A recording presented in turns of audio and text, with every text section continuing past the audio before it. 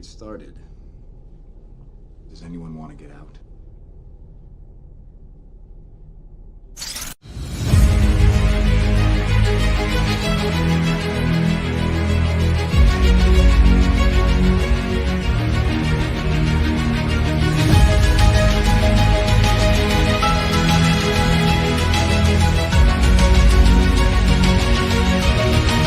All right, everyone.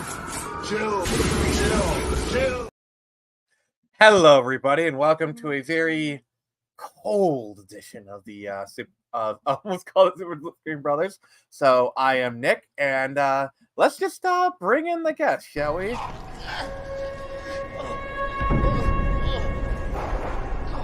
Hey, that light at the end of the tunnel, guess what? That's not heaven. I'm getting you. That's the C train. What up, Aaron? I had to fill time because I was trying to find the other people's intro. So let's get this going. Master Chief, you mind telling me what you're doing on that ship? Sir, finishing this fight.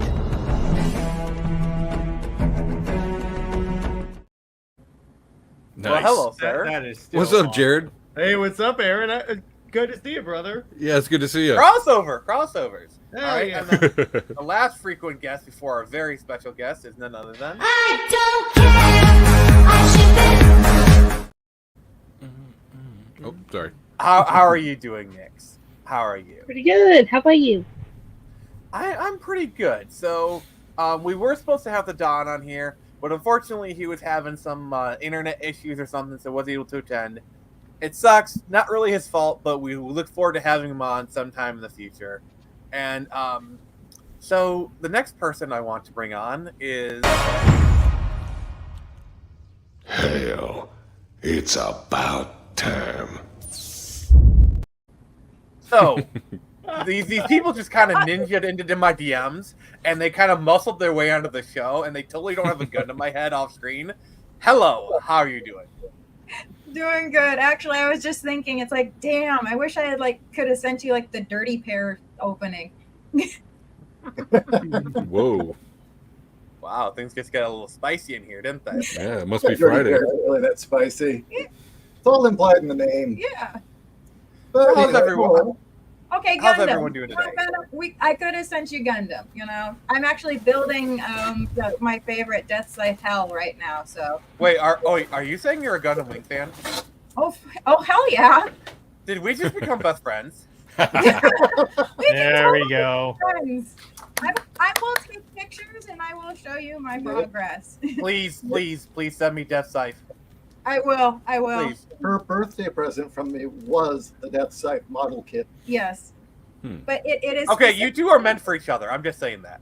It is specifically Death Scythe Hell, because I have opinions on the different versions of Death Scythe.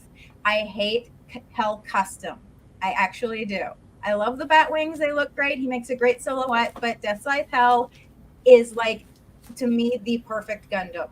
And I can talk forever about that, but, I don't want to monopolize your show. Okay, so if we're going to talk about couple stuff, I will do a quick story, okay? Okay. When I first met Kat back in San Diego in the aughts, Yep. and I met her at a comic book store, and we started getting to know each other, and she was playing in my Cyberpunk 2020 game. Mm-hmm. She was like, oh, yeah, I've got every episode of Doctor Who. And I'm like, oh, yeah, sure. She's a fake geek girl with a great rack. Yeah. And then the bluntness on display. I love it. And then she goes, and I've got an entire bookcase full of Gundams I've built. And I'm like, sure you do. Then I went over to her house. And she did. I had a bookshelf from floor to ceiling of bootleg Doctor Who's from Hartnell to McCoy.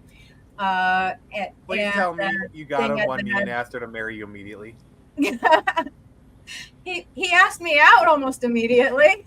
There we go. Smart man, because that's a woman you want to lock down. Because That's a wife immediately. Well, so how's it? Oh, sorry.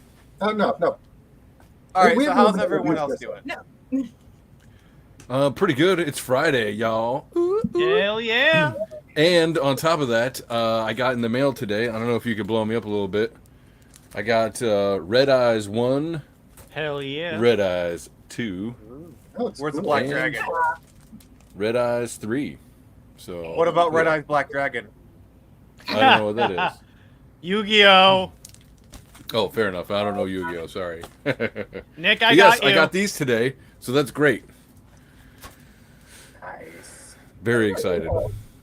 That's All from right, David Feed. So David Feed. Nice. Okay, I will admit, I just gave up on comics, and it's just like, okay, who's got a good-looking Kickstarter? That's what I'm looking for now. yeah, I'm excited. Actually, it was my buddy who ordered this, but he wasn't online or whatever. He was like, "Dude, if you bought that for me, I'll pay you back and all that." And so I fronted the cash, and it's been like a year in production, but here it is, and we got 3 of them. So By the I'm way- excited. 'Cause I was like, "Dude, you gotta let me review it if you get it." He was like, "Yeah." So, and it came in today. He's like, "Yeah, review it." So, yeah, that's By why the I way- have it right now. Speaking of attractive Kickstarters, my Kickstarter is in pre-launch. I'm sorry, Yeah. like the segue was there. I had to do it. So, That's how it's done. That is how it's done. It would You be know, the this best, show is Nick, if- Sponsored by Nick. Screechers 2, Friendly Fire. I did it now, today. The only way that could have been better, Nick, is if you were standing on a Segway. Ba-doom. Don't fall off a cliff.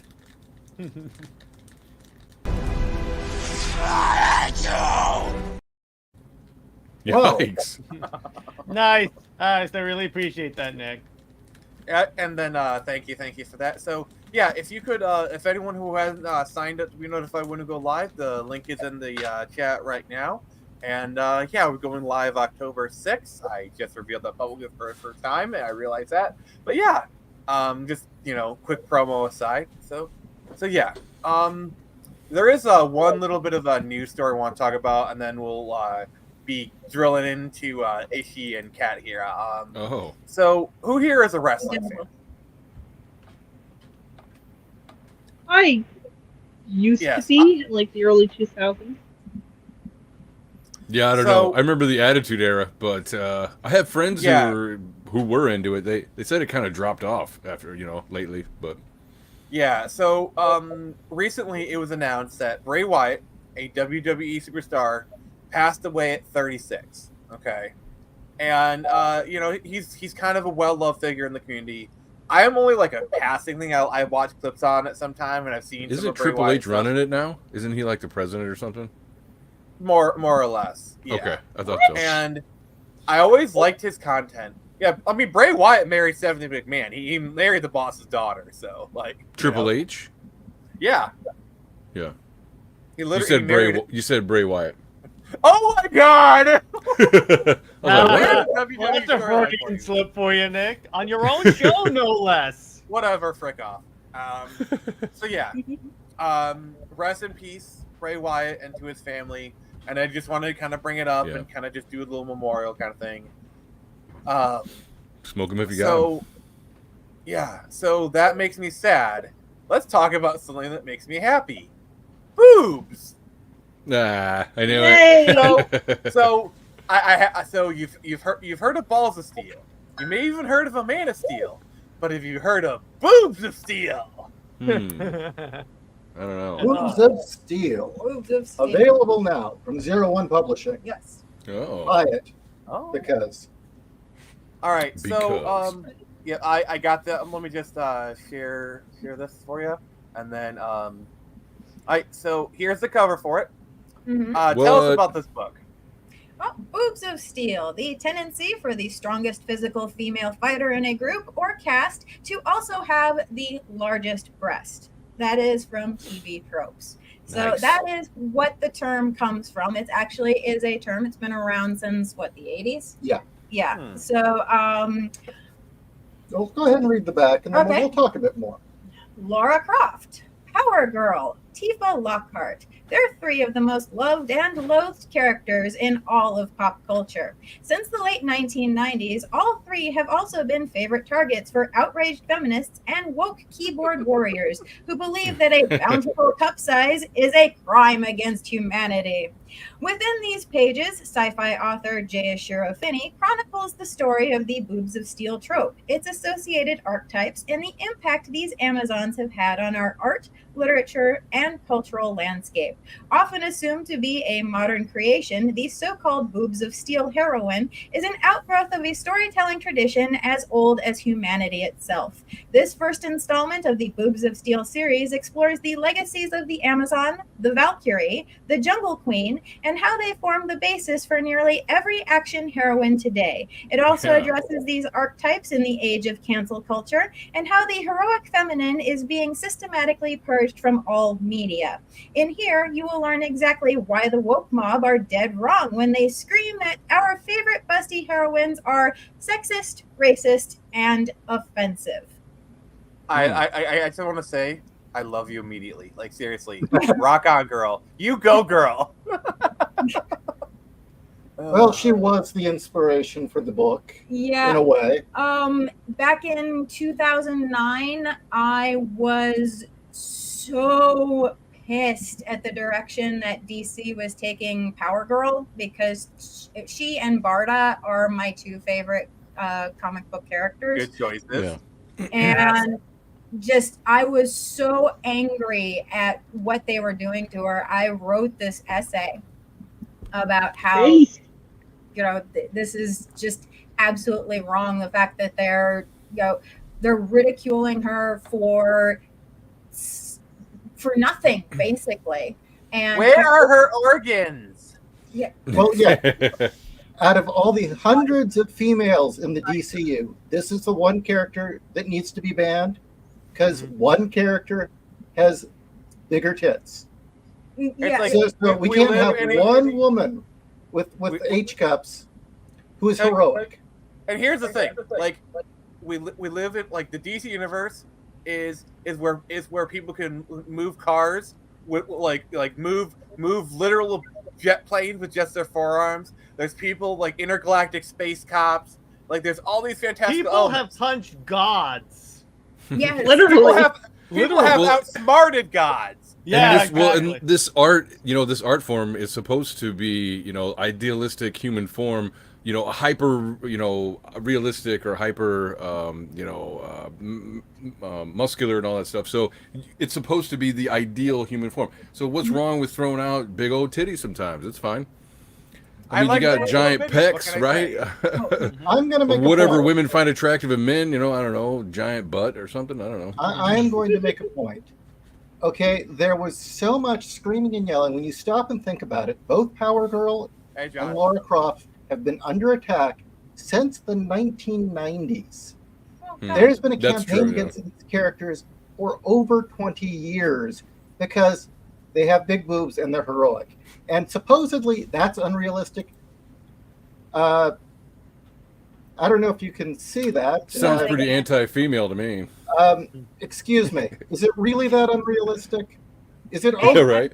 Right here. Is it okay? For them it is. For them it is. Okay, guys. Is it at least okay for at least one character in the DCU to have my wife's figure? No. Guys, by the way, I shared this, and my view count instantly jumped by 2 or 3 people. So. What's this? Click. Yeah, I'm just gonna keep this on here for right now. Okay. See, I told you it was a good picture. Yeah, okay. She didn't like this picture. I don't like pictures of me. So, Kat, but anyway, I'm sure what I'm about to say. I'm sure your husband will agree with me. You are beautiful. Oh, yes. Thank you very much. And no, I'm not fishing for compliments. I'll give them anyway. I'll give them anyway. Been a thing, so. But yeah, the fact that you have that attack on Power Girl, and yes, to put another personal spin on this shit. You're all looking at me. I was told point blank at Comic-Con, at San Diego Comic-Con, while I'm behind my booth promoting a our very first comic book, Utopiates, that if I wanted to be taken seriously in this industry, I needed to chop my tits off. What? Okay, Yeah. here's what I In don't the comic book industry? Yeah. What?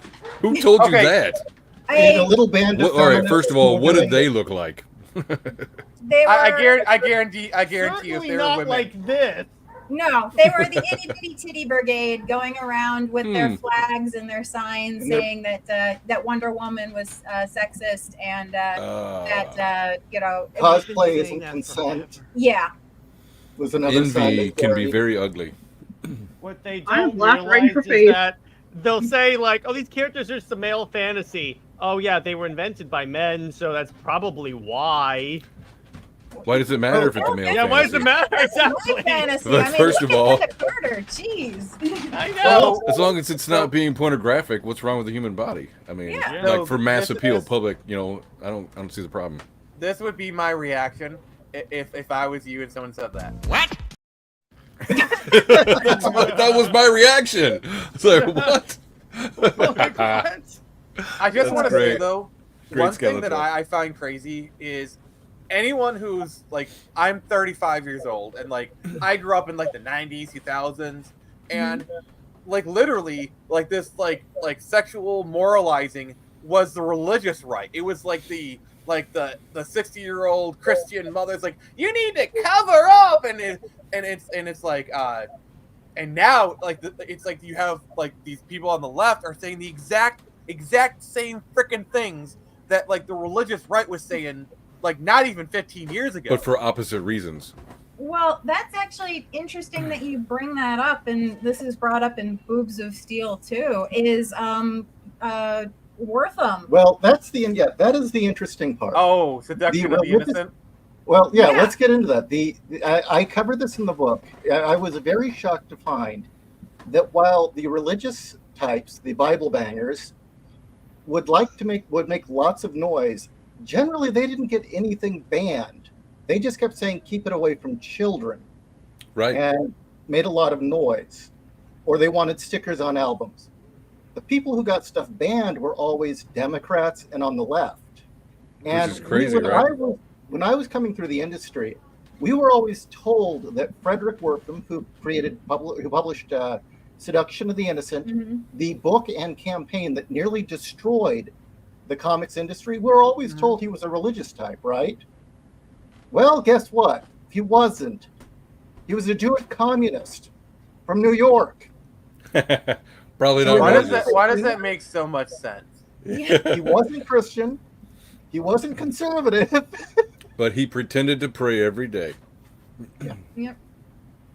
And he even named his clinic after Marx's son, Karl Marx's son. Ugh. That's how The communist- illegitimate one? I don't know. I don't know which one. I don't Okay, know. you want to know my just joking. favorite anecdote? So you know, like that statue of Karl Marx. I don't know where it is, but like there's a statue of Yeah, Karl like, Marx. Pay They to have see to it. charge. You have to pay to see it because Yeah. otherwise they can't afford to maintain it. I love the irony of that. That's hilarious. Well, same with Lenin's body, or what's left of it. Yeah, because like didn't that get desecrated or something? Because like Stalin just hated Lenin. No, Lenin's body is interesting because there is actually a portion of the Russian budget every year devoted solely to keeping Lenin preserved.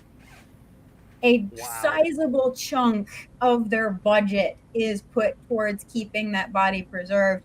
And the truth, you go and you see it, and it's a wonderful job. But the truth is that most likely there's very little of actual Lenin left, and what is there is wax and pig. Like a little piece of chicken McNugget of Lenin. Pretty much, yeah.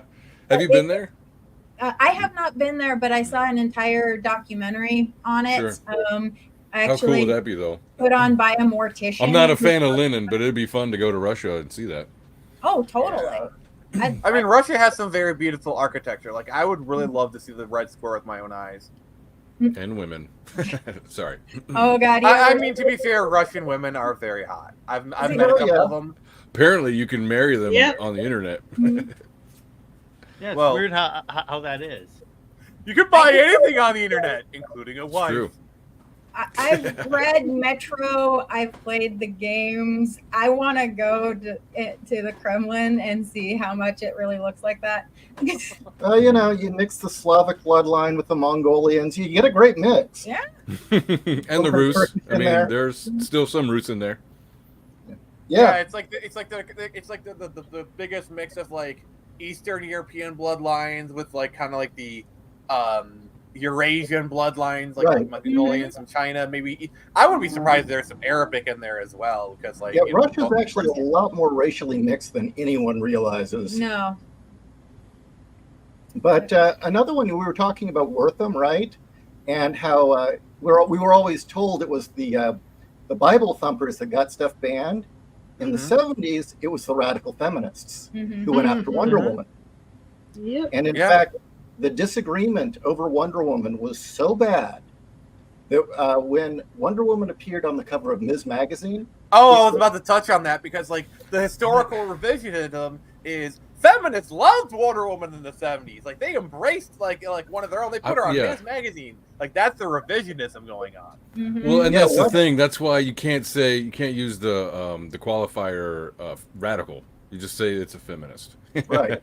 Well, what happened was Gloria Steinem, who's got her own issues, loved Wonder Woman and put her on the cover of Ms. Magazine, which, to her credit, yes, reinvigorated Wonder Woman. But it pissed off the feminist movement so much that was what was the beginning of the rift in feminism. It started there. Nice. With Betty Friedan and Gloria Steinem, who were good friends, Friedan wouldn't speak to her anymore, just hated her for it. So that would be the division of what we would now call like the TERFs versus the radicals. So wait, are you saying that Wonder Woman beat feminism in the 70s? Yes. Oh, really? Split them in two. I like it. It did because How apropos. the radical lefty lesbian commie feminists came back again and were enraged that a beauty queen would play Wonder Woman on the TV show when they got Linda Carter, because that was patriarchy. How dare this beautiful woman represent our movement? Yeah. And they wanted the show banned, and they apparently protested. And well, I'm sure the fact that the show was insanely popular and everyone loved it, CBS is like, frick off. Man, talk about good genetics. She still smoke show today.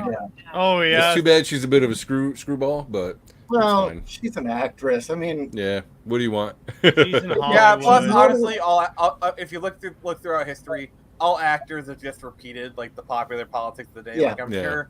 Well, they don't want to work. At, like what Mark Hamill looks like. If Mark Hamill had a Twitter in the '90s, he'd be talking about entirely different things. That's probably true. Yeah. Look, if the in thing were to basically be a part of the Klan, Hamill would be in. Seriously, I'm going to say it. If I think you're right. Klan was a cool thing, Hollywood would be all for it. Yeah, because I was actually watching a video. I watch a lot of like short fat Kotaku videos, and he was talking about like how leftist politics are like the ideas of the rich. You know how like it used to be like the status symbols of like the cars. Like how do you signal that like you're wealthy? So like leftist politics are kind of like a signifier of the rich, basically, kind of thing. I'm not They're doing a going to good show job. off how expensive their electric car is. Well, more. Oh, kinda dude, like wait. that, you know. That reminds me. What was that South Park where they first started rolling out the Prius bullshit, and they had that one episode where they buy the car so they could sniff their own farts. I lived in San Francisco for about 5 years. Oh God, I'm sorry. It's not a joke.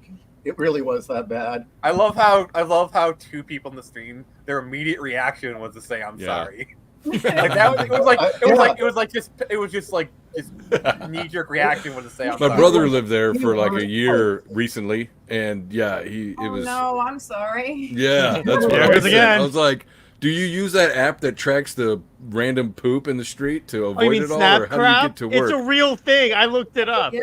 Oh my god. It's real. This was in the 90s when human shit was only sort of on the streets and only occasionally saw a syringe. No, I'm not kidding. I'm not kidding. This was the 90s where a human turd was every once in a while. Same with syringe, every once in a while. You didn't have someone yell at you if you wanted to buy cocaine Oh, off of them. drug sales was constant. Yeah, it came out of a movie theater. Hey, you two, want to buy some cocaine? See, correct me if I'm wrong, but I feel like the problem with San Francisco is really San Francisco itself. Because like I watched this documentary about this guy who had like a laundromat, and he wanted to convert the property to housing, but he was getting tons of resistance from like this local San Francisco residents. They're claiming racism, blah, blah, blah. Like he wanted to turn it into affordable housing. The very thing San Francisco desperately needs. And they're like, oh, shadows, the character of the city. It's like they talk about the right of voting against their own interests. Like, let's look at the stuff in San Francisco. Oh, yeah. I would say San Francisco was the most bigoted, meanest place I ever lived. Hands down. And I do mean mean. It was like living on Twitter. Yeah, it's because like places like San Francisco and by Berkeley are like the purest distillations of leftist politics. That, and they're so surrounded by their own points of view, and they're so certain nobody's going to touch them. You know, coming from like Southern California, a lot of the stuff they pull, you'd think, well, you're going to get shot if you keep this up. Yeah. Wasn't San Francisco basically like Mordor? I don't know. Yeah.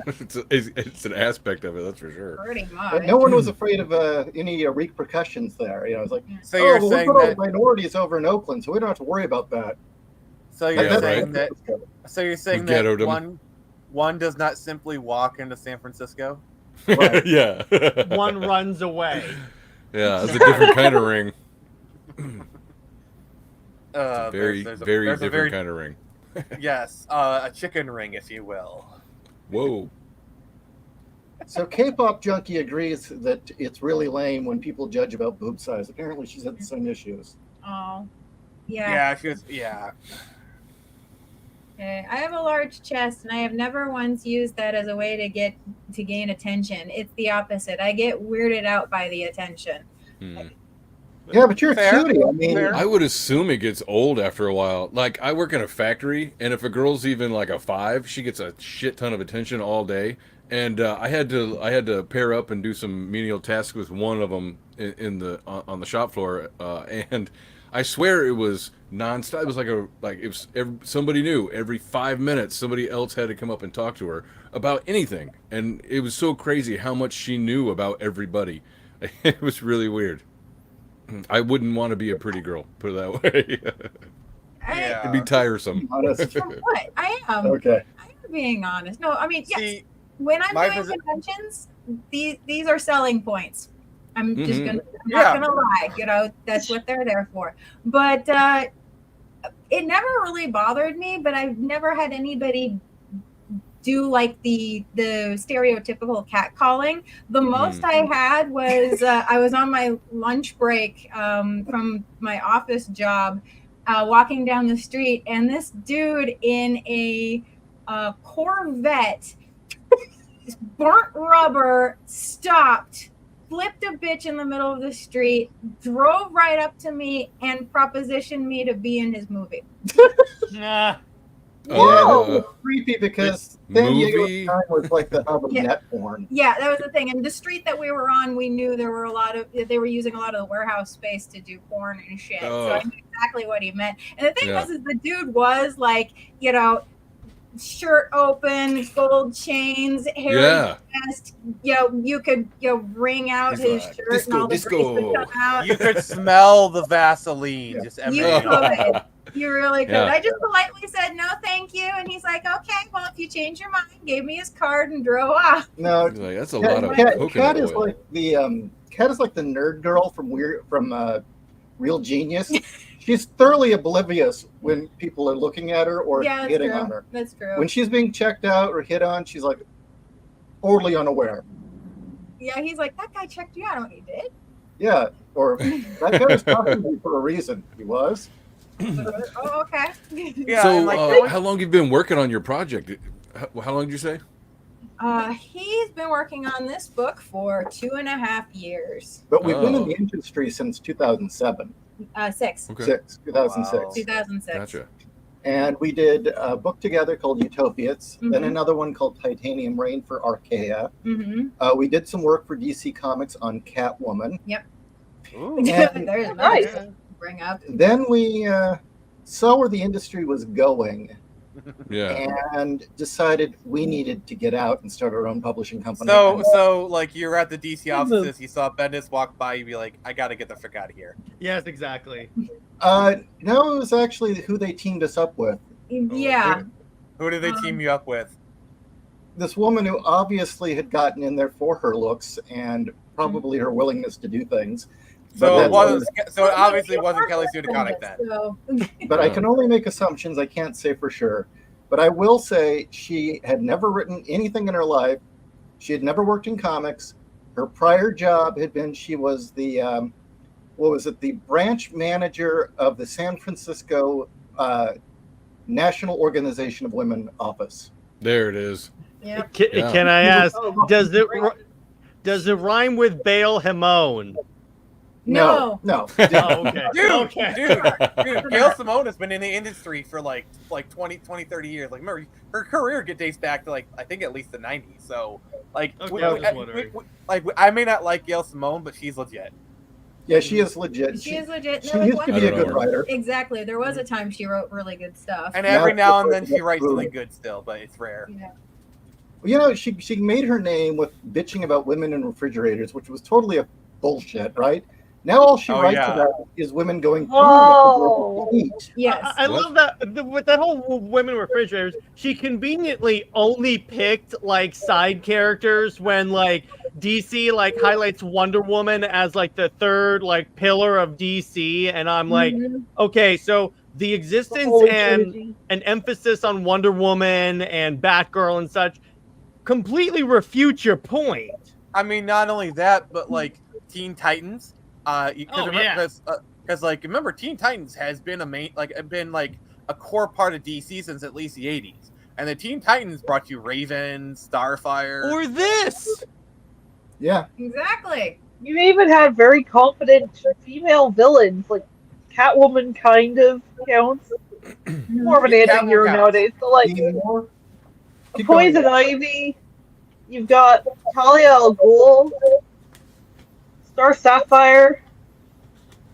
It's like, oh, I don't even want to get into it, but like, her whole thing of women in refrigerators, it genuinely ticked me off.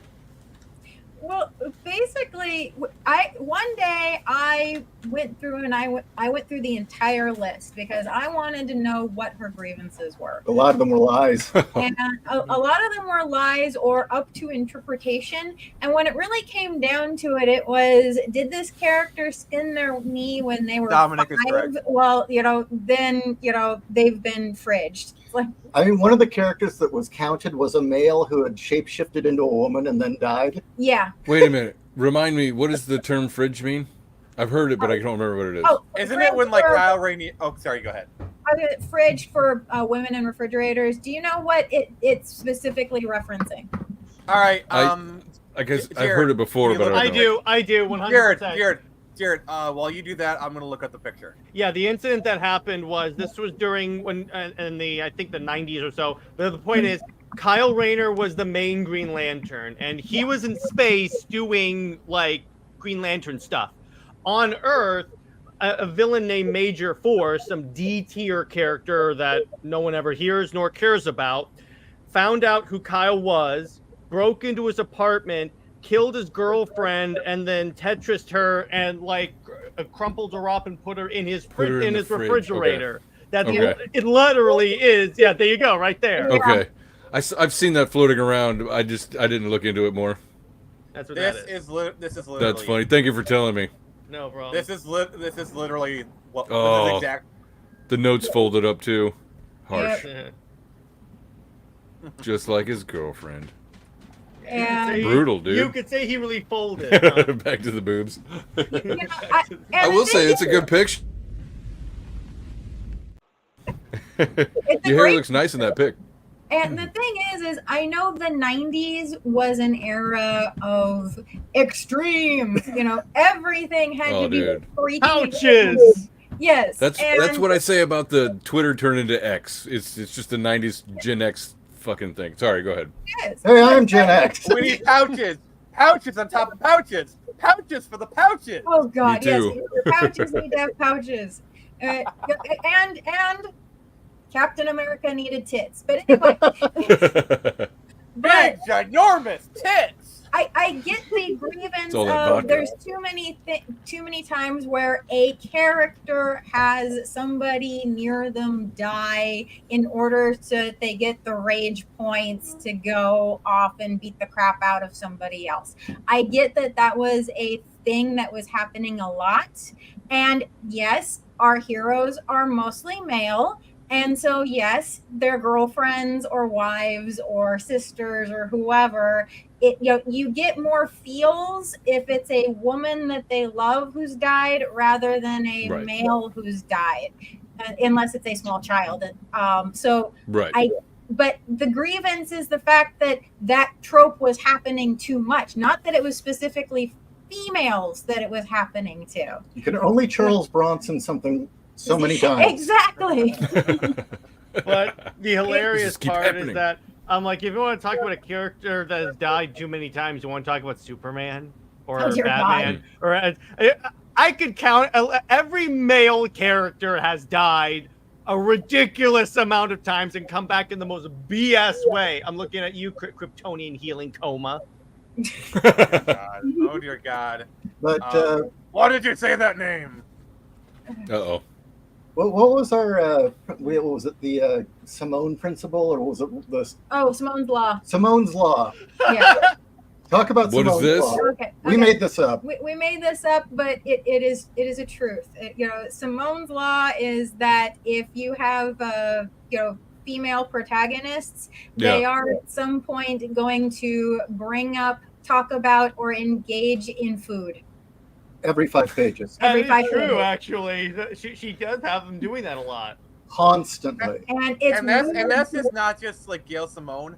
It seems like almost every female character in like any form of media is like obsessed with food. Like Which I is don't get funny. I found that to be true in fantasy novels as well. Yep. Like they Yep. constantly Fantasy mention novels. food, and I thought it was just like it's a token thing. But I don't, because like he talks about food and all that stuff. So, but no, it's like they really get into meals, and they're like they'll spend a whole page describing one meal. If it's aimed at females, you will wind up with Food. lots and lots of references of food. That's actually why I stopped reading the Brian Jacques books, because the amount of food porn that was in them was pissing me off. Okay, like, I'm not so eating. Is that why so many women are obsessed with Studio Ghibli? With Studio Ghibli? No. Yeah, because like I bet it's a part of it. No, because Studio Ghibli is famous for like its delicious looking food. Yeah. Hey, now I liked it before I became obsessed with food. Well, and, All right, and look at like the online games, the role playing games, or like Legend of Zelda or whatever. Like they have whole like food making games. Or like, oh, you combine these things, and I don't know, maybe that's aimed at the girls. Although I do like the potions. Okay. Wait. I have to say this. Like, so you're saying that women yearn for the kitchen? I was doing a play off of Children Yearn for the Mind, so please don't cancel me. No. Apparently, I'm a misogynist. I like I'm a misogynist in fact, because when he's busy, I cook for myself. Look, we're Gen X. Humor's okay. Do you ever just sit there and go, "Make me a sandwich" to yourself? To myself, I wish I could order myself to make a sandwich, but then I'm like, no, then I gotta do it. She goes into the mirror. Domino's. She goes into the bathroom, looks at herself in the mirror, and goes, "You make me a sandwich." Whatever motivates you, I guess. So I do have a question for the ladies here. Like we just talked She does about, feel herself up. Well, I would too if I was gifted. Like, would I enjoy my own I muffin? thought all women do. Isn't that like a normal thing? Hey, as long as you're not bluffing with your muffin, it's all good. Lying, but anyway, you had a question. Yes, this is for the ladies. So So basically, Nick's Kay, and then Jared. So we were talking about like the food obsession. Yeah, nice. Why do you think that is? Like, why do you think the writers put in the food obsession? Like, is that a stereotype? Like, why is that there? You think? I think the only type of food obsession I've ever heard about, as like a, even just jokingly for women, is an obsession with chocolate, which, I mean, is true for me, but I've known several of my female friends who didn't like chocolate, so I don't know where this food obsession thing is coming from. It's like a joke among men. It's like, girlfriend's on her period, stand 6 feet away and throw chocolate at her. Shit, me too. Yeah. Throw chocolate at me too. I love chocolate. I mean, like, I'm on my period. Sorry. I'm a very picky eater, but I can appreciate the way like good-looking food in like anime and games looks. I'll be like, damn, I'd love to eat that, but then you put it in front of me in real life, and I'll be like, nah, bro. Well, anime is a bit of an exception in Japanese media in general. Food's a bit different because they're an island nation, and for so long, famine was a yearly thing that food plays a very important part in their mythology, their culture, their stories, their sex. Food is the metaphor for so many different things, not because of gorging, but because of famine. We're not talking like Gail Simone books where... Wait a minute. Is that where the tentacle porn came from? Is that what that's about, the hentai? It's because they eat octopus and then they're like, oh, food. No, that was because they weren't allowed to show penises. No, seriously. It was a censorship issue. Sure. I know, I get it. Yeah, and it's like... I'm just trying for jokes. I'm going to try them out. Now every time an octopus is mentioned, you'll be like, oh, I've seen enough hentai to know where this is going. Why do I have a boner? The truth is that we joke about food porn, but that is actually a psychological thing. Food is something that gives you pleasure while you intake it, and men too, but women who don't get enough sex will turn to food instead. Food is pleasure, food is comfort. And that's why there's a lot of weight loss programs have an emphasis on don't eat because you're bored, don't eat because you're sad, don't eat because you're angry or whatever, don't eat because of emotional reasons, only eat because you're actually hungry. And that's because men do this too, but women specifically have a tendency to replace sex with food. And so there you go. So the weight loss program goes as follows. Hungry? Go have sex with your husband. There you go. Here I was thinking women just like sticking things in their mouths. Well, we're kind of dancing around about it, but I will say that I think that the reason that the food stuff is put in there, like for instance in the fantasy novels like I reference, is 1 to chew time, 2 to make people seem human, the characters seem human, and 3 to appeal to emotion. I think that's really the only reason to put like a food eating scene in there. But if it doesn't like serve as a plot, they're just like, okay, we're gonna eat and we're gonna describe it for 2 pages. Okay. There's a big difference between your 2 characters go to a restaurant for dinner and then they have a conversation about what's going on and stuff like that, and then they get up and they leave. And then they sit down, they each order, one person orders a ramen and the other person orders a rainbow roll, and when it comes, it has like this much sauce on it and it's dripping, and they daintily dip the rolls into the soy sauce, shit like that. It's like, that's porn. I'll give you a writer. Say that again slower. I'll give you. Of course. I'll give you the difference from a writer perspective. Okay, Yes. There's a massive difference between, say, a Gail Simone book where you've got your characters in the middle of a car chase talking about, well, after the car chase is done, which restaurant do you want to hit, and which things do you want to order, and what do you want on that, and what do you want for dessert, while your car chase is going on. And then ended the book with eating Ben and Jerry's in front of the TV. There's a big difference. There we go. Between... I'm already a better writer than her. Woo! Meanwhile, male writers are like, well, we caught the subject. Want to get Chinese? And that There's also... and they might have them eat Chinese, but they're still talking about something. And Well, the difference being is there's a difference between your characters babbling on about all the things they're going to eat or going someplace and eating and food porn versus when Tommy gets invited to talk to the Don over dinner. Yeah. Right. Yeah. Yeah. Because like dialogue needs it. So I mean, I'm not a super experienced writer, and I'm just saying that like dialogue for the writer is an action scene for the artist. Like you have to use your space sparingly. You have to use your words. You have to be focused and direct about what you're trying to say or do to move the story along. And if you're like, do you want to go to McDonald's? No, it's too corporate. Let's go somewhere else. Like this, that does nothing. It doesn't progress anything. It doesn't show character growth. I mean, I wouldn't imagine. Maybe, and it all comes down to the character. Like it comes like character growth is plot. Like just follow what your character would do, and there's your plot points. So I do think Dominic just kind of raised a really good question. He just asked, what can women writers of today learn from the old guard of authors? I'm going to expand that to be just like any writers with a focus on women, but just really any I don't know what old writers. guard means, though. Just like the old style of writers. Like, yeah, the classics. And let's say anything pre-2000s. The OGs. Okay, I'm going to share a scene that I did that involved food. Okay. But I'm forwarding to it, so. okay. All right. This is from Case File Arkham. This is was Lovecraftian noir. It was set in the 1940s, hardcore noir story. It flows just like one of those old noir films, except it's in Lovecraft's universe. And I did write a lunch scene. Oh, actually, I wrote two in that one. You gonna share your screen? Uh-oh. Oh, shit. Okay. Wrong one. You might not want to share anymore. That's behind Nick right now. You might want. Send help! Send help!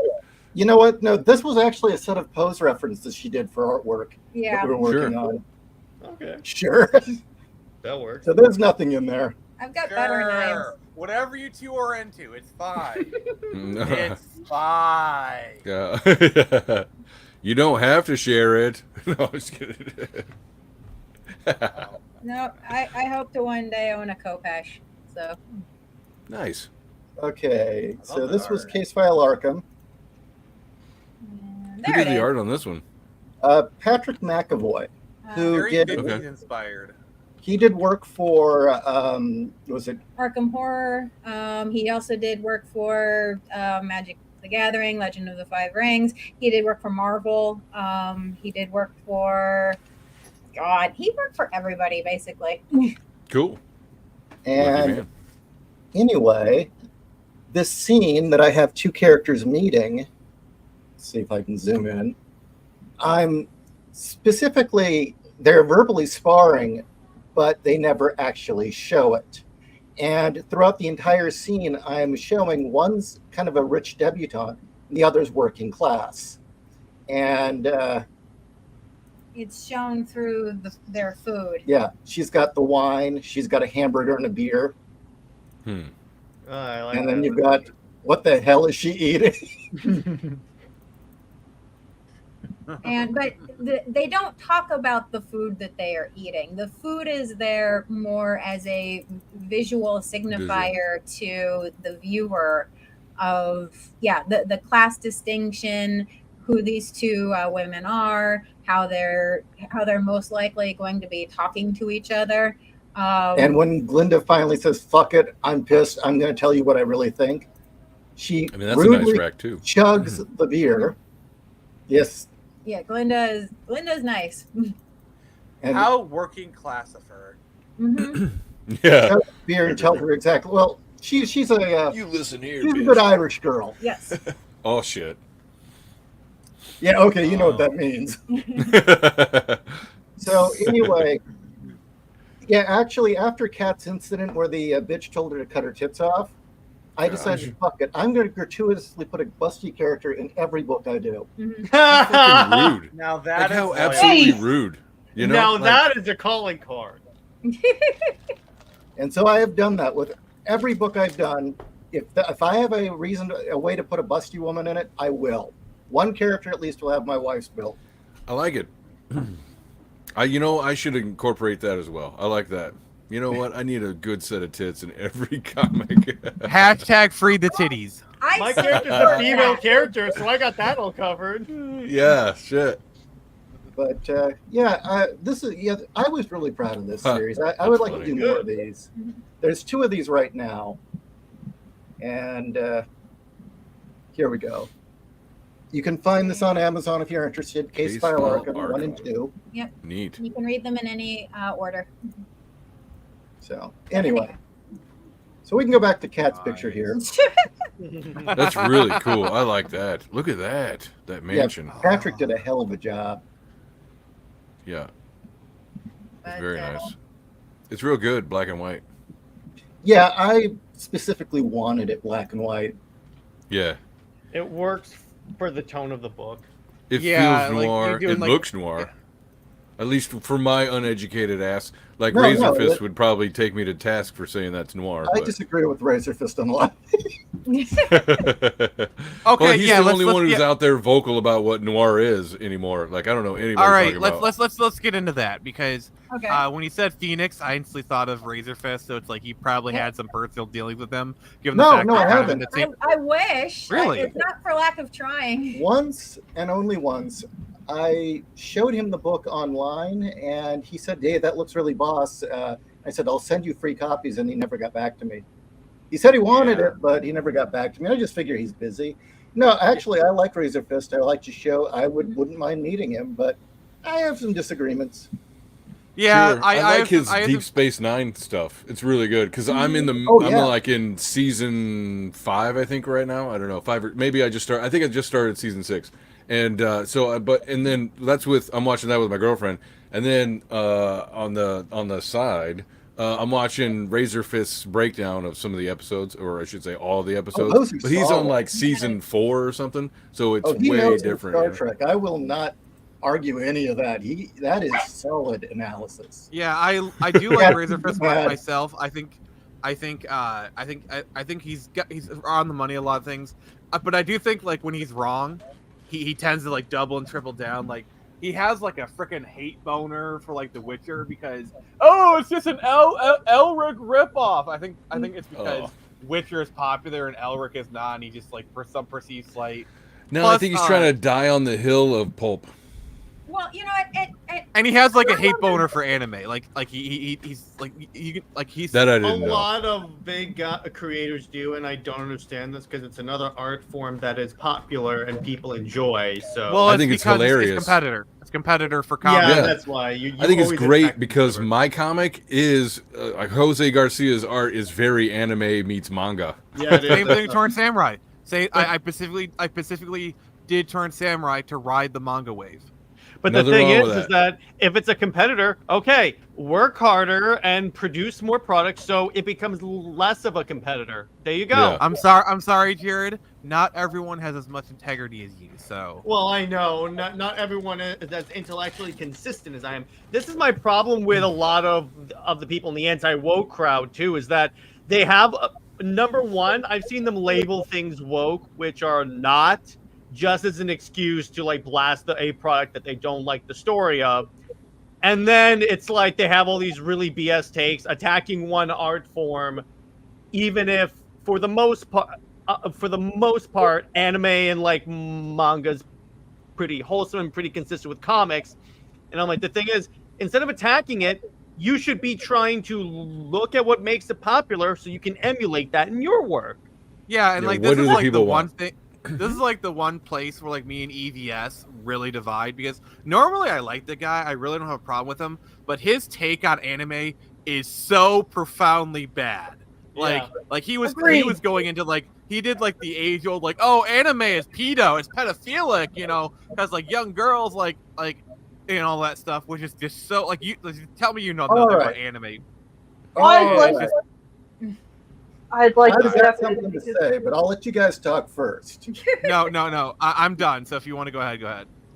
Well, in Boobs of Steel. Oh, there we go. There you go. Hashtag full circle.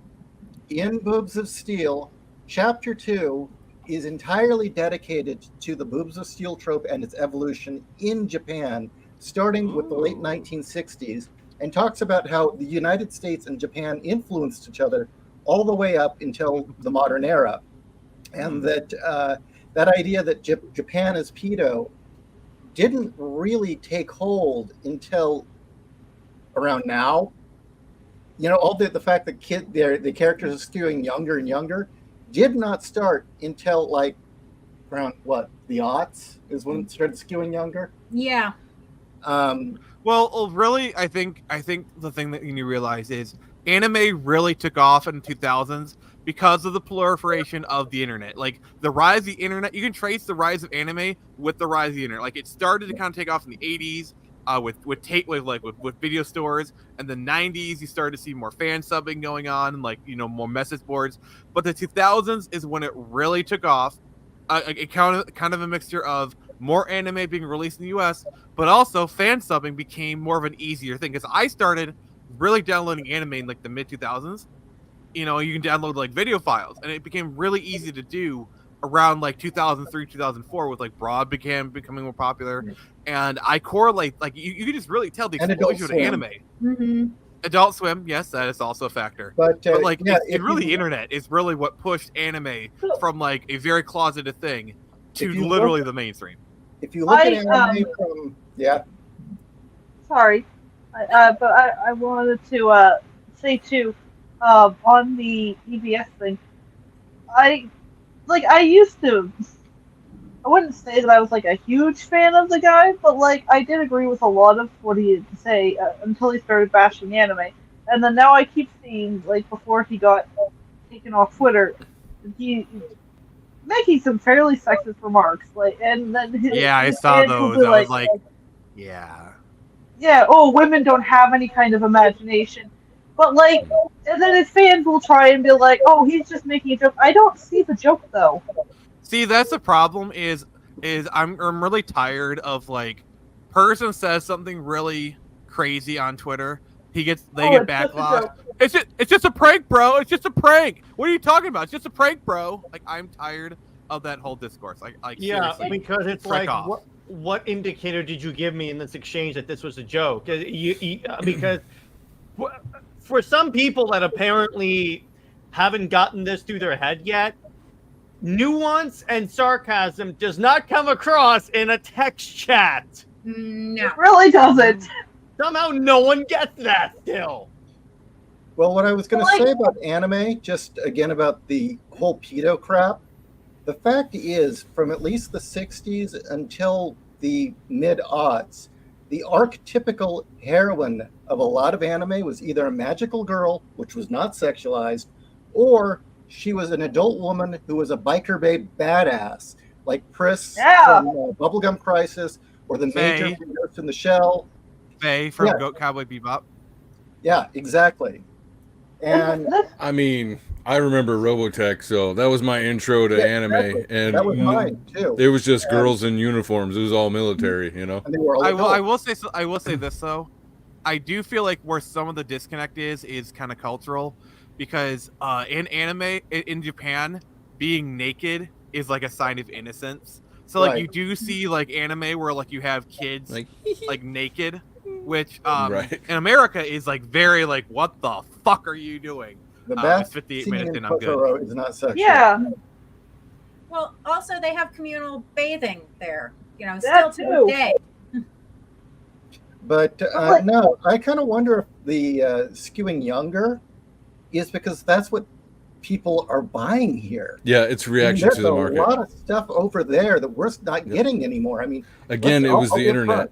Yeah, the internet proliferated, inappropriate images. Put it that way.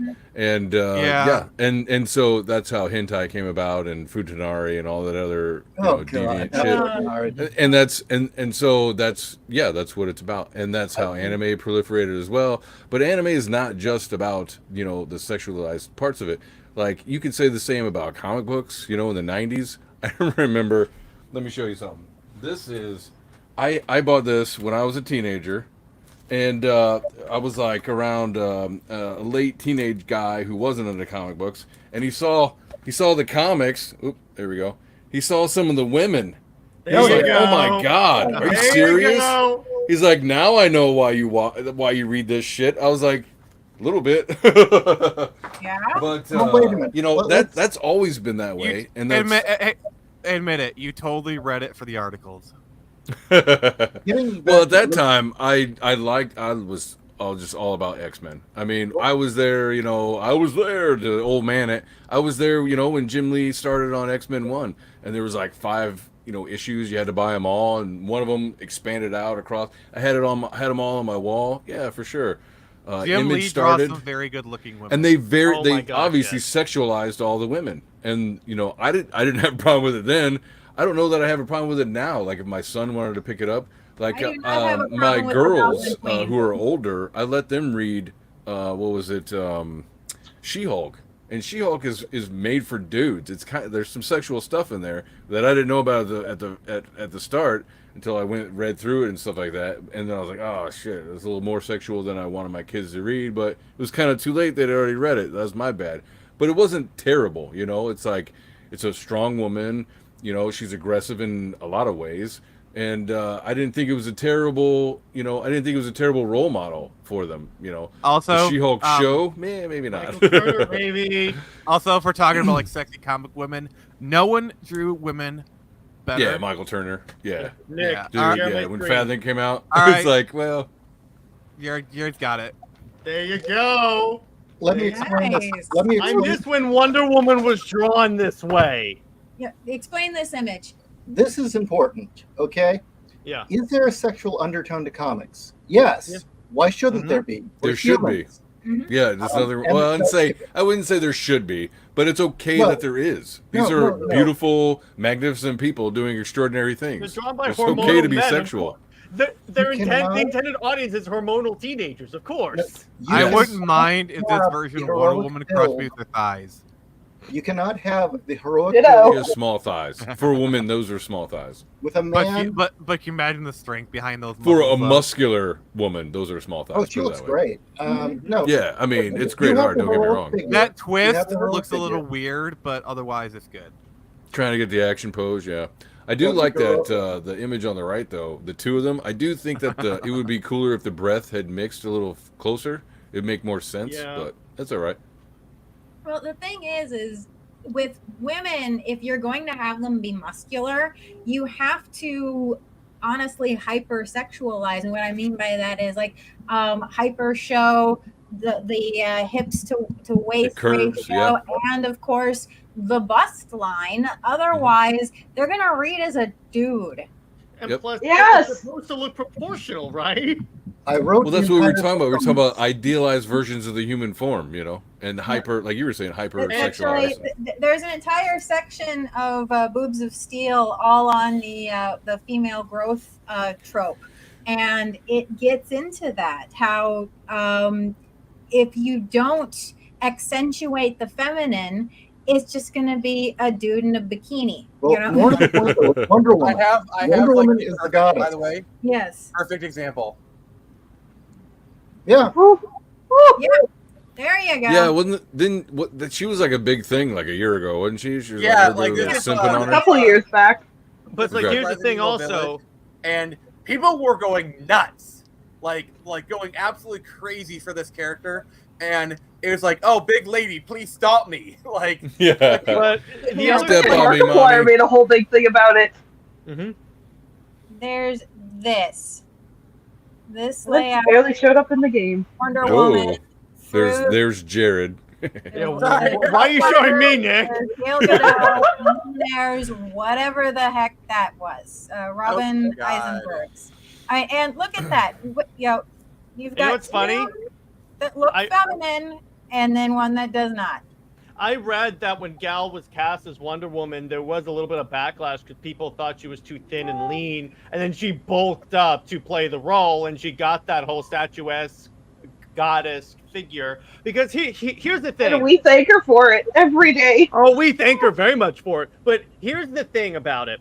Because with DC particular, and this is also why I love DC way more than Marvel, is because DC is supposed to be like the gods amongst men. They're supposed to be like the modern version of the Greek pantheon. The Greek pantheon looked like like we said before, the most idealized form of the human body. I was gonna say that with the Renaissance and all the masters, and even in the past, like in the ancient past, the classical era, the human form was idealized there as well. Corded muscles. I mean, come on. I mean, dude. look at Michelangelo.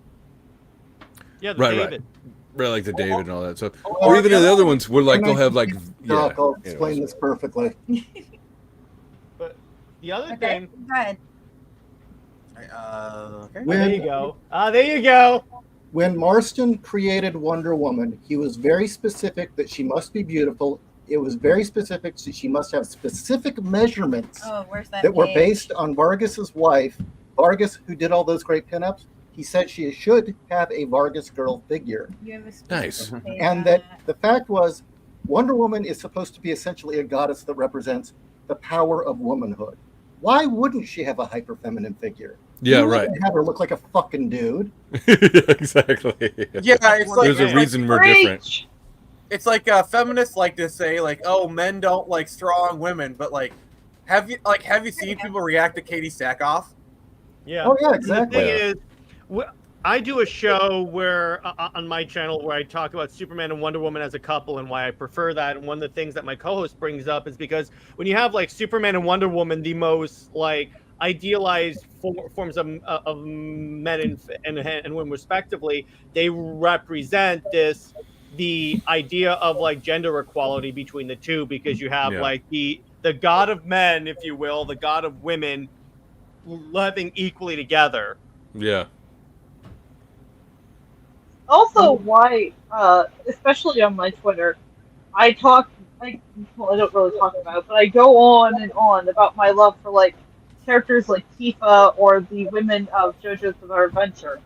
Because they are, in some ways more than others, very strong female characters. Like, not just physically, but in terms of personality. Tifa, obviously, she's a martial artist, but she's also the kind, nurturing mother figure of the group.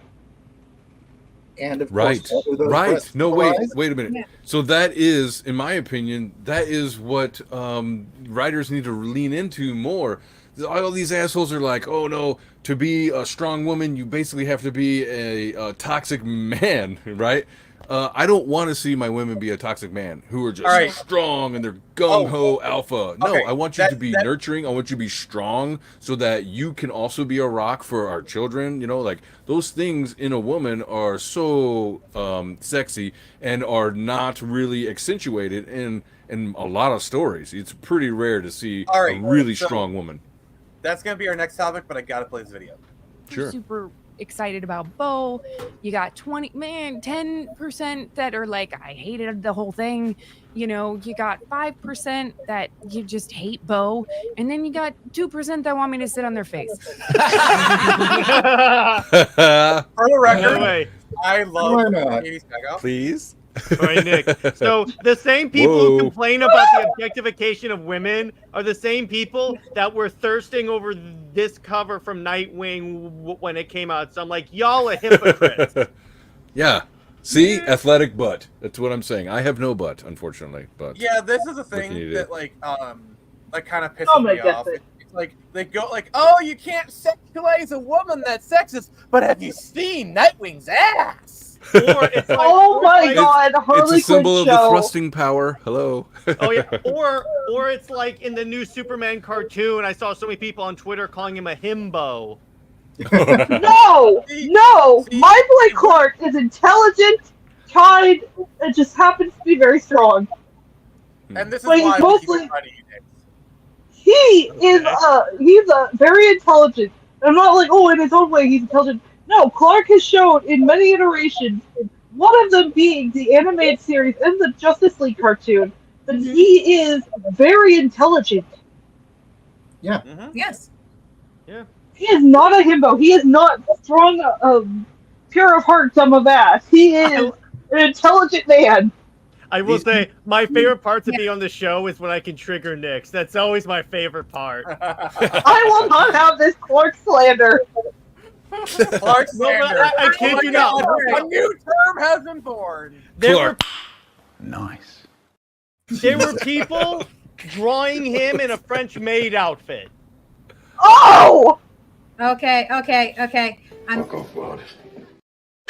inviting the monster here. Did you see the Bachelorette Party comic book that Tom King did?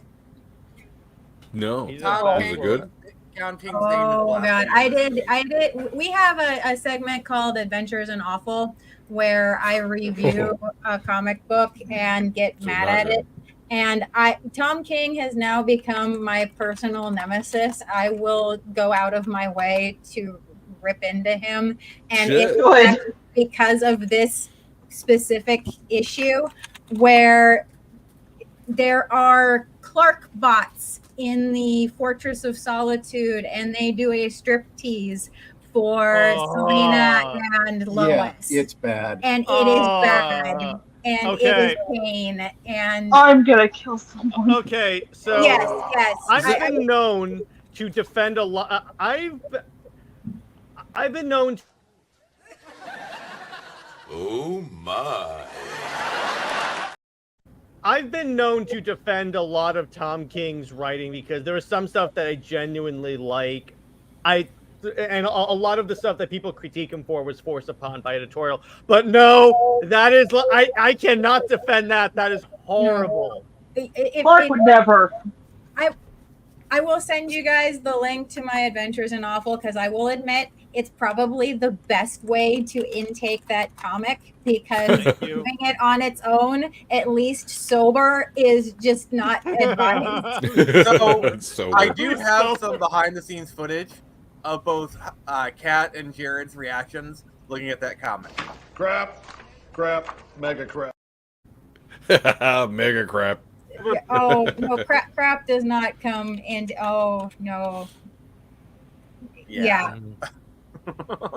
That comic is awful. So, I'm probably like going to make you want to set things on fire, but yes, you must share my pain. We might need to. Yeah, we might need to boot Nyx because she might start like bust out her flamethrower, and we don't want that. Oh, trust me, I've done that all the time whenever I bring up Avengers 100. Or actually, Avengers 200 is 200. Do we actually own that comic in physical form? That's the one, one where they have Ms. Marvel sleep with the dude so he can be born via her out of this paradise dimension. So she gives birth to her own. Oh, God. Yeah. I'm like, Yeah. who thought that was a good idea? Wait, what? Although I liked how they tried to air quotes fix it in, I don't remember which episodes it was, but it was, Kang shows back up, and it turns out that that's actually like Kang's son from another dimension, and this guy is like, no, that wasn't me, that was somebody else. But the funny part, so it was like an episode of Maury. He's like, turns out you are not the father. Yeah. One of my favorite parts about the aftermath of that whole issue. One of my favorite parts of the aftermath of that whole issue is when the Avengers react to Ms. Marvel suddenly getting pregnant and having a kid with like, oh my gosh, it's a baby. This thing's adorable. So Ms. Marvel leaves after this whole incident to go live with the X-Men for a while. The Avengers show up to go, hey Carol, how you doing? They go, how you doing? I just gave birth to my own Violator and you guys celebrated? You guys are idiots. Yes. Like, I loved it. She It was was so good. She had the excuse of being under mind control. None of the others were under mind control. He's offered to be the freaking hellspawn teddy bear, and I'm sitting there like, what? I love you. You guys are intelligent superheroes. You are the defenders of humanity. What is going on? Did everyone just take crazy pills? They're coming to get you, Carol. Look, that's one right there. And that is why, whenever I'm on a stream with Nyx, I have to bring up Avengers 200 at least once. I'd like to point out, too, though, that the whole thing with, like, oh, he's a himbo, oh, he's not very smart, he's strong, thing happens all the time in, like, JoJo community. I see on Reddit all the time that they go on about my best boy Jonathan Joestar being the dumbest because he wasn't a very strategic fighter, and I'm like, no, my boy graduated university. He was an archaeologist. He was very strategic in his fights with Theo. Or how about in a Superman comic where they basically had so Superman's Warworld. Superman went to Warworld. He fought in this dope like costume that was basically the He-Man suit, but Nice. Superman. So he brings it home, and for some reason he hangs it in the closet, and then it's implied via writing that he and Lois, damn it, Lois used it to get kinky. Fuck yeah. And I'm like, wait a second, do we need to know this? No, Yes. I don't want to know Superman's sex life, thanks. No, I don't want to know that. I got blasted on Twitter for calling that out, and I'm like, this song. I'll be in my bunk. Well, we know what. Well, now I think we know not to look at Nick's search history. What? No. Never look at a man who lives alone's search history. I'd just like to know, when did strong, capable character mean stupid? Right. Nobody calls Batman back an when they idiot. started to make all husbands and fathers in shows dumb. Like, that's Well, that's stupid. just marketing towards women. That's why, because like statistically speaking, women buy like what 70% of all products or whatever. Yes. So like that's why all commercials are geared towards women. I mean, I can hate it all I want, but that's just it's just science. I would agree with you, but I don't. And this is why. They're not about making money anymore. They're all about the message. And the thing is you can't, if you're going to have a strong female protagonist now, you can't have any male show her up in any way, shape, or form. So it's just like in Ghostbusters 2016. You've got Chris Hemsworth there, heartthrob, total hunk, but he's a dork and he's an idiot, and then he becomes evil. So therefore they can say, yet somehow he's still a more interesting character than the leading ladies. Well, that's because he's Because he changes. is actually a good actor, and none of the women that were in that film were. And look at Barbie. It's like Barbie's supposed to be like this big feminist movie, but like everyone's be like, this, like, I have Kenergy. Like everyone just seems to like latched on to Ken. Like the exact. Oh my god, I want to be Ken enough. Speaking of Chris Hemsworth, how about him in Thor: Love and Thunder, where he's an idiot and Jane Foster and Valkyrie are like the most capable warriors in a Thor movie? Did you hear the story? Where Mjolnir like goes to her, hurts my soul. It really does. I mean, I thought hurt that my they soul in the couldn't comics anymore, and then they did. So Well, there's one panel that, like, if I could erase one single panel from all of history, it would be the "Calm Thy Tits" panel. Like, oh my god, every fucking feminist from 2013 to like 2018 shared that panel, and I if I could erase one panel from history, it'd be that one. Nick, I'm sorry, I got you beat when America Chavez went holy menstruation. Oh god. I got you beat, Nick. I changed my mind. There you go. Killed me. It's America Chavez because of shit like that. Mm-hmm. That's why that series was. Oh, really? American Nightmare. Wait. Do that again. Yep. I'm buying this book. Oh God. Nightmare. There's so much. My It's an nightmare. entire chapter on why she fails as a character. And if you look at Wonder Woman, she was a political character. She was a feminist character. She did preach, but she's a great character. Why isn't she woke? I show you why. And why is it that a character like America Chavez? Well, it's also because they give her struggles. Because I'm currently going through like the George Perez Wonder Woman run for the first time. I love it. But what they do is they give her. She's fighting people more powerful than her, and she's constantly being knocked back down. But what they show is that she keeps getting back up. And then everyone keeps her down.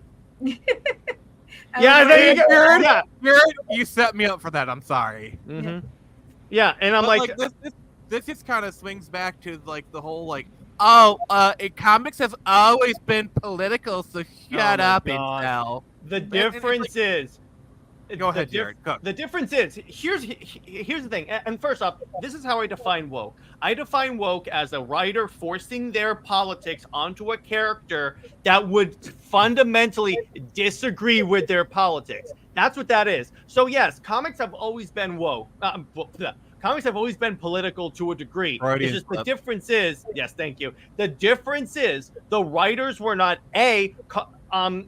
blasting their audience who may disagree with them, or B, making it to the point where they are hitting you over the head with Thor's hammer with the message. It was always, for the most part, an undertone, or for the most part, or when it was obvious, they presented both sides of the argument. Like, look at Green Arrow and Green Lantern, hard traveling heroes. They presented both sides of the argument equally. I'll take it a step further. Here. Yeah, it's all focused on one side right now because they're getting rewarded. They're getting incentivized to be this way. So that's why we're getting it on one side instead of like, oh yeah, well here's a counter argument or anything like that. There can't be a counter argument. Yeah, like look at the history of X-Men, because like X-Men for the longest time, well, X-Men is meant to be an analogy to all persecution, to all disenfranchised groups. I mean, Stan Lee has said as much. But like for mostly people viewed it as a racial analogy, and that's fine. In the 2000s, it started to take on a gay analogy, and that's fine. It can be both, but like now X-Men is purely an identity, like trans, gay ideologue, and it can be that, and that's fine.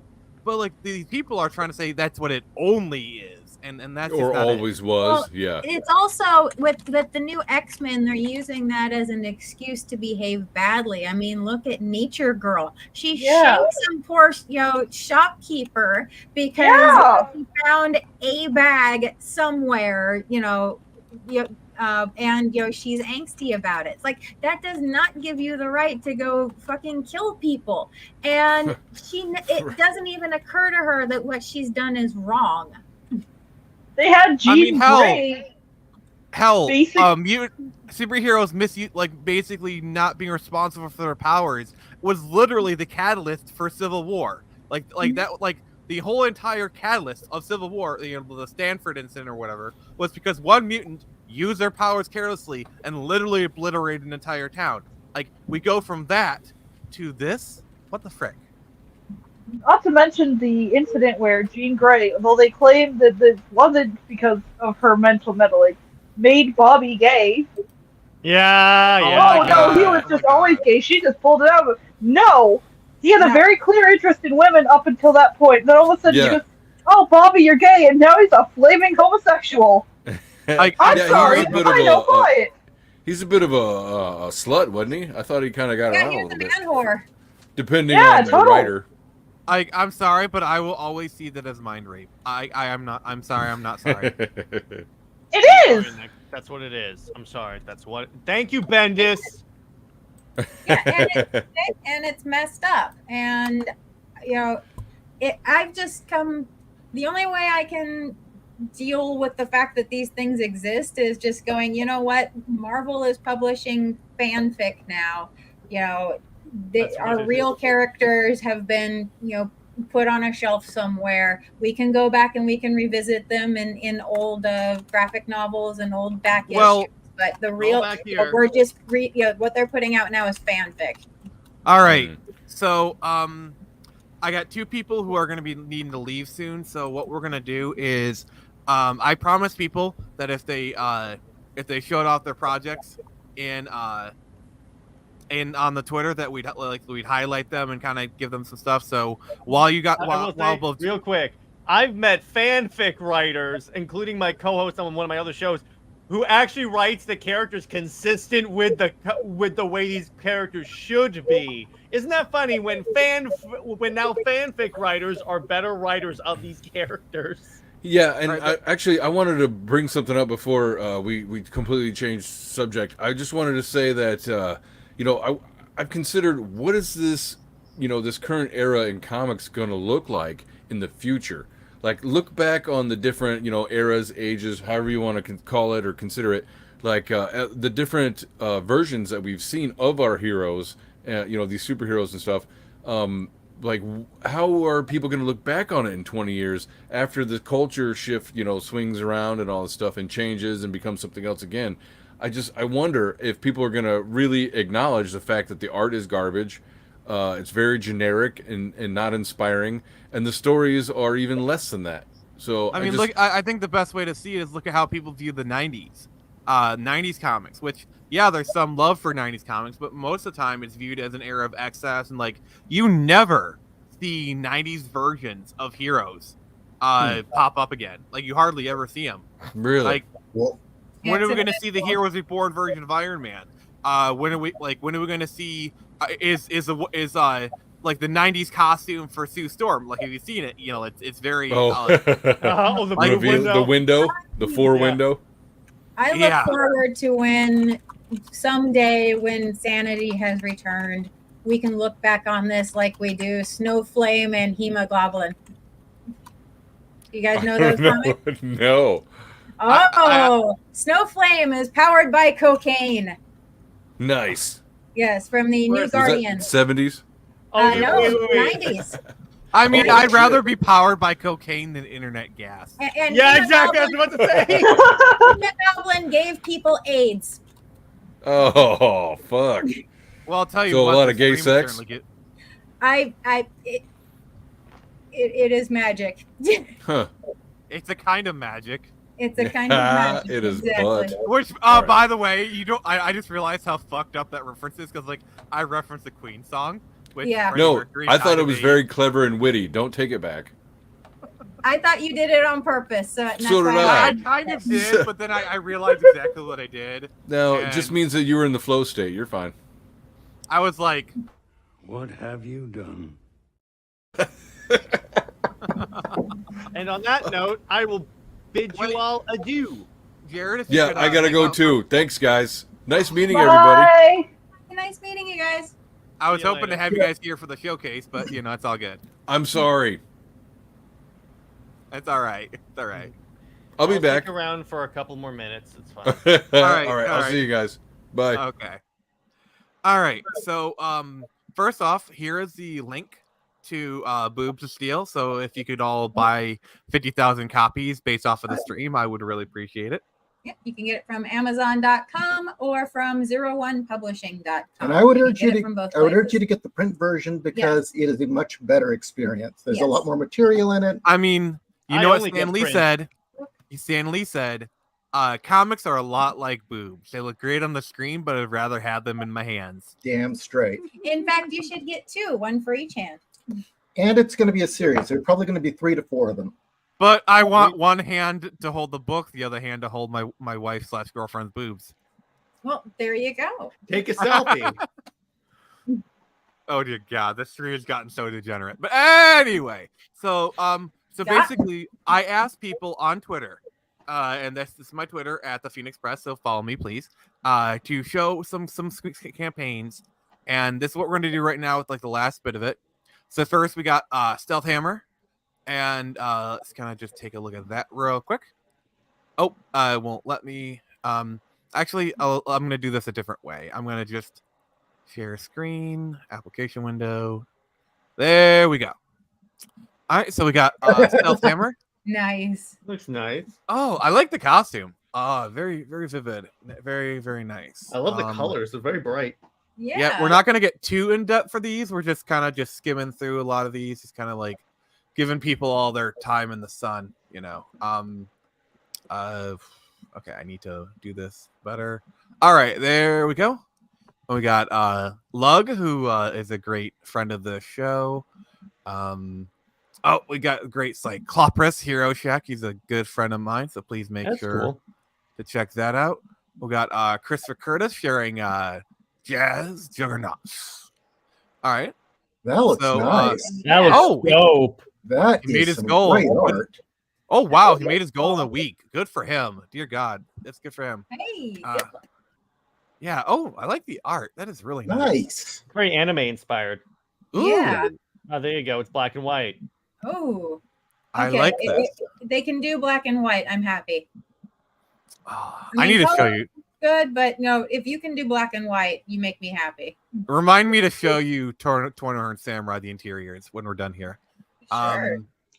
All right. Yeah, you'll really like it. And then we got. This looks great. Let's just kind of take a look. Ooh, pictures look nice. Hello. Yeah, it's kind of giving me like New Frontier vibes. Ships. Yeah.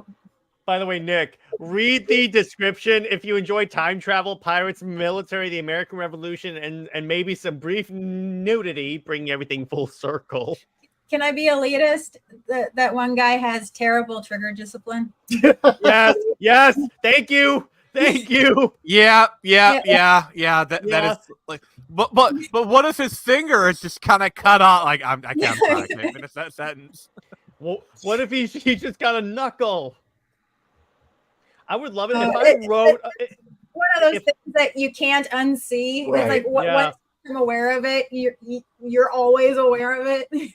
If I were to write a parody comic, it would be about someone that's the Hollywood version of a gun owner who has terrible trigger discipline. The gun's constantly going off. Oh God. Oh dear God. Actually, there was a picture of okay, it was a back and forth on arming white people and shit. So the person posted a black family who all had guns. Mm-hmm. And I just had to comment. I'm like, wow, I'm so impressed by that 10-year-old's trigger discipline. Yeah, I know.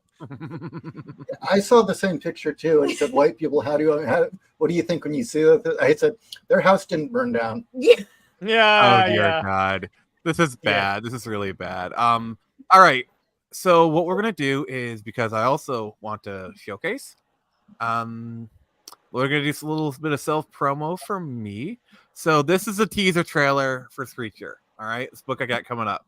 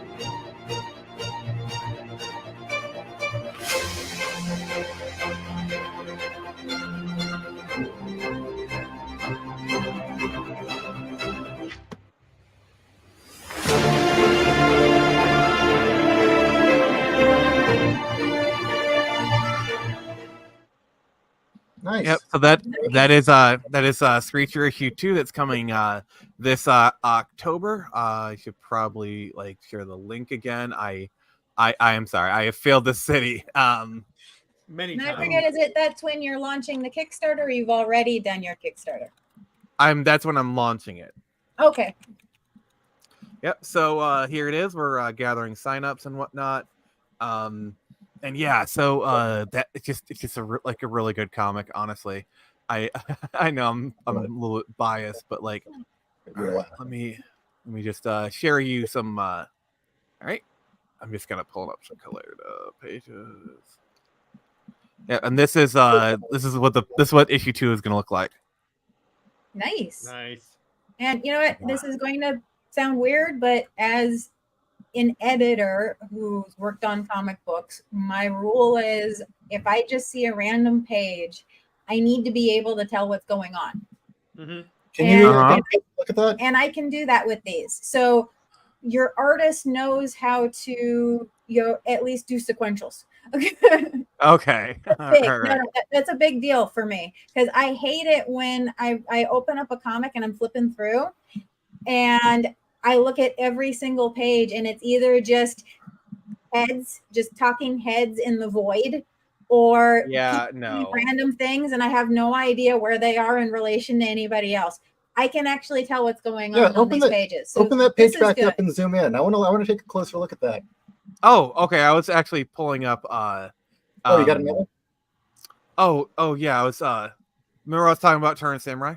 But on that note, I will bid you all adieu. Have a wonderful evening, everyone. Good night. Nice meeting you. You You too. too, Jared. This is my. Nice. Yeah. So this is turn. Yeah. So yeah, this is my latest issue of Torn Samurai right here. I did. Yeah. Okay. Now we can see it. Nice. Yeah, this I is thought I'd good. buy this if I wasn't broke. Your artist is good. Same guy who did Screecher also did this one. There's blocking. There's the panels draw the eye to the next panel. I mean, these might seem like, well, duh, but no, you'd be amazed how many people don't know how to do that. Panel layout's becoming a lost art. Sad, really. And I'm very impressed by also the fact that there's the two of you must work very well together on figuring out how much real estate is going to be on the screen for your dialogue, because I can see where you're. Ooh, hello. I like her. Yeah, I can see where your artist has left room for your speech bubbles. So, by the way, I'm gonna read you. I'm gonna read you out what they're saying. But sir, we've already paid Unit for 13th this month. Like, I'm just doing my job. You give me that Juris my diction crap, you can cram it up your ass. No thanks. I've had enough things crammed up my ass for one day. Thank you very much. That is actual dialogue. That's the actual dialogue. You know, the thing I'll say about the artist is that they're good. You can actually tell the emotion of the characters. Yes. Which again is rare. Yeah. This is great. That's a cool image too. Yeah, like this is the first time you see them and like their lackeys. Let's see here. And I like your use of red. You're not overdoing the black, white, and red. I mean, I am a huge Grendel fan, and I have all of the black, white, and red Grendel books. And some of those artists just oversaturate to shit. It's like, come on, guy, you got one color. You don't need to paint everything with it. All right, so this is Screecher right here. Yeah, it's kind of like a little bit of an action scene and whatnot. Well, let me again, your artist knows how to draw an action page. It's after the punch hit. Yeah. And this is page 10 inks. I just got this one back recently. Obviously, it hasn't been colored yet. We're going to be doing the colors for pages 6 through 11 here shortly. But yeah, let's see here. It's kind of this is like just his bare art. This is without even the colorist. So you're just seeing all Brian here. Like this is all artists. I saw you posting that last panel earlier today. Yeah. I think I did my own version of colors on that one. This is thoroughly a personal opinion, so don't take it. Just take it for what it is. Honestly, the only thing I would say about your inker and penciler is some of the shading. I would say, don't work so hard. Let the colors do it. Yeah. I think some of the hatchings, like you're working too hard. You don't need to do that. Let the colors do it. And as you can see, like I have a good colorist. Yeah, exactly. This is like after the fight, they have to go get tea and whatnot, And here, see, it's the setting is them having tea. I doubt they're going to be talking about it. You notice her hand. Oh, I should have brought this up when we were talking about food. It's just, I should have brought this up.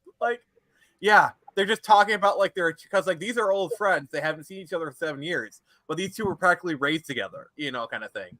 And he's got some animosity. So. What were you gonna say? Oh no, just the high angle shot, the way her arms posed. Mm-hmm. It actually leads the eye to the next panel. Yeah, it's subtle. You don't notice it, but it's the phones buzz, and then also I'm really proud of this shot where they both go off in separate directions. They both get a phone call. It's I'm really proud of this storytelling. Like it's classic, but yeah. Mm-hmm. How long's your artist been at it? I'm not really sure. But Okay, let's ask a question. Is he young? I don't know. I work with him through Fiverr, and he's from Oh. Argentina. So this is the first. Okay. I'm showing off issue 1 now, and I'm going to say right now, I'm actually finding that the artists that we've worked with that are from like Argentina, Venezuela, Brazil, they all have like the best work ethic, and they all do the. And it drives the Western artists like crazy. Because like, yeah, there's plenty of great Western artists, but the thing about like South American and like some foreign artists is they do twice the work, twice as well, for half the price, and they give you 90% less slip. Because like I've encountered so many Western artists that they like a lot of Western artists, they have an arrogance problem. Like, I'm sorry, but if I'm gonna pay $100 per page, you better have previously worked for Marvel. Like, I'm sorry, I am not gonna pay like. I mean, if you've done a lot of stuff, then maybe. But like, if I'm paying $100 per page for like pencils, you better be like well established. Like, there's so many like nobodies. Like, yeah, you have good art, but like, you have no other previous titles. Like, why would I pay you $100 a page? You know? And then I go to South America, and it's like, oh, I'll pay $40, $50 a page, and they're a joy to work with. Their art's good. They do it fast. You know, it's just, I don't know. Yeah. And and this is a flashback scene, so that's why this is in sepia. Like, this is a flashback scene. Oh, I like that. No, I was going to say, if this person's young, they're going to get so damn good later because you can see it. They still have. I can tell they're still kind of hammering out their style here. I will say this: I did use a different color for this issue 1, so the colors may look a little different. So, like that's the answer to that question. Yeah, my new colorist is a lot better at lighting. The old one is fine, but like, yeah, I plan on recoloring this at some point. Because like Brian's art is still really good. And then let's see here. Yeah, just look at this one. You can tell the story from this one. Can you zoom in again? Because like, you know how they say like the best comic art is one that doesn't even need any dialogue, right? Yeah, actually. I did a I actually began as an artist, and then realized I really didn't have the discipline to do it as a career. What? Oh, this is the letters. So. You're teasing me. But one of the projects that I did was I forced myself to do an entire comic that was silent with absolutely no dialogue. And it's like, okay, if people understand what's going on, then I've done my job. Then it's a good exercise. Just kind of like going through it. Like, this would, like, if this were like a movie or like a trailer, this would be the moment where like the music starts to really kick in. Like, you know, like, come with me. And then reveal the suit. I'm jokingly going to say that was going to happen, and then it happened. So it did what it was supposed to. And so like yeah, I'll kind of show you the scene. And the Elfman music kicks in. Yeah. Yeah. So the thing is, originally I was trying to like do like a parody of like the Batwoman scene, like it will be when it fits a woman, because like the thing with Screecher was I wanted to take a lot of like the tropes that everyone hates and do them right. Like, I wanted to show that it's not about like these things that we hate. It's the execution of them. Like, literally, in earlier drafts of the script I had when it fits a woman, and I even had her like reaching up and like smashing the glass from the top, you know, like a breaking the glass ceiling kind of thing. But like my editors would be like, you should dial that back, and I did. But like, just reading the scene, it's still kind of there. It hangs around like a wet fart, is what I'd like to say. I like the line when we make a few tweaks, because it has the same idea of, I'm going to make it mine. And this is like the montage of like explaining what the suit can do while she kind of fixes it up a little bit, you know.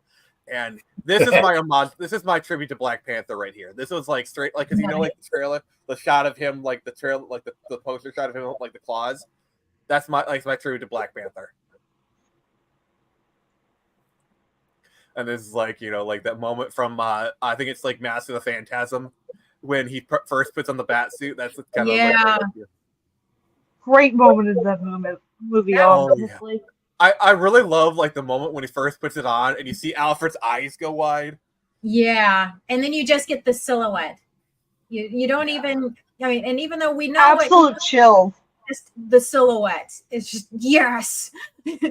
Bruce Timm's style is like a master class in minimalism. He is. He really is. He I would love for him to teach a class on that. I love Bruce Timm, but really, I think all of his accomplishments just get overshadowed by he paired up Batgirl with Bruce and like, okay, like I can maybe see some problems with it, but like, yeah, okay, he had one bad, but like it's like does one bad call outweigh an entire like 30 plus years of good contributions? Because this book is very Batman the Animated Series inspired. I don't know if you kind of saw that. Like, I can totally say it. Oh, who would you pick, Batman or Robin? Come on, if you had to take, Batman. Oh, like we were talking about, like, can you guess who the inspirations for these characters were? So Daria. Let's just say, the Force is female. Oh God, Kennedy. Oh, yes. Yeah. nice. I see it. Also, now. So yes, she is based off of Kathleen Kennedy. Her name is Kathleen Johnson. And this is Lucas Stevens. Nice. I can see it. Yeah. Also, like people on Twitter, this like if you haven't read the book, this is where that picture comes from. Because like I use this as a reaction picture a lot on Facebook just because it's just so good. It's just such a good reaction picture, Also, like you're talking about like storytelling, it's like this is like a Kuzlov effect kind of thing right here, where it's like they see each other. Like you're aware of the Kuzlov effect, right? Yeah. Yeah. This is it in comics where it's like they see each other. But yeah. Oh yeah. I just like. And then this is where like my crash in gif, like yeah, this is like very much like a Batman thing. I don't know if that's a compliment or a critique, so I'll take it as a compliment. Oh, okay. Well, that's your opinion, and I appreciate it. Thank you for sharing that. But yeah, this is like kind of like a I'm Batman moment, like But yeah, so you got to get a little bit of your action and whatnot. And this is kind of like your teaser of like, get me Shiva, I was kind of like going off of like, in Daredevil, the 2003 was like, get me Bullseye, that kind of scene. Yeah.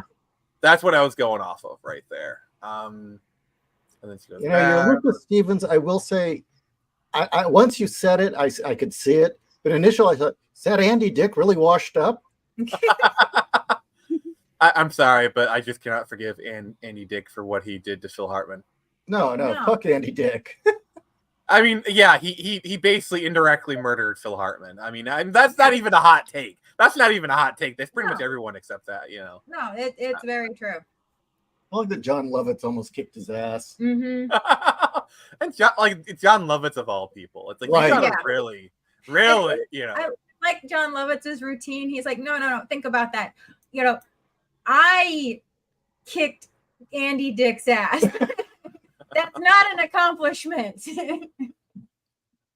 Yeah. Like, I think, I clicked the wrong button. So, yeah, so let's kind of like wrap up here. Yeah. So yeah, what did you think? What do you think of all I showed you? Of your comic? Comics, plural, but yeah.